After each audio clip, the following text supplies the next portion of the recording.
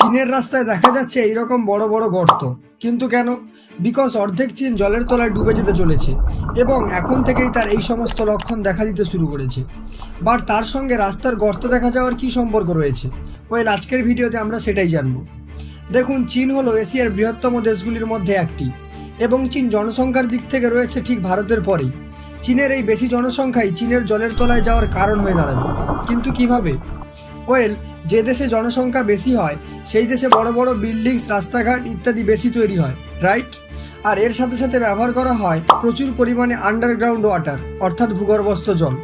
ঠিক একইভাবে চীনেও তৈরি হচ্ছে বড় বড় বিল্ডিং ও ব্যবহার করা হচ্ছে প্রচুর হারে মাটির নিচের জল।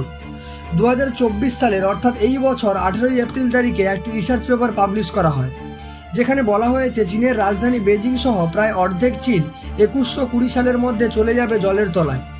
এর কারণ হিসেবে বিজ্ঞানীরা বলেছেন যে মাটির উপরে পড়া বড় বড় বিল্ডিংয়ের ভার এবং ভূগর্ভস্থ জলের যথেচ্ছ ব্যবহার। এর ফলেই চীন এবং তার বেশ কিছু শহরের উচ্চতা প্রায় কমতে আরম্ভ করেছে। বিজ্ঞানীরা 2015 থেকে 2022 সালের মধ্যে মোট 82টি শহরের ওপর রিসার্চ করে দেখেছে যে 45% শহর প্রতি বছর 3 মিলিমিটার ও 16% শহর প্রতি বছর 10 মিলিমিটার করে নিচের দিকে নেমে যাচ্ছে, যার ফলে 2120 সাল নাগাদ চীনের অর্ধেক অংশ চলে যাবে জলের তলায়।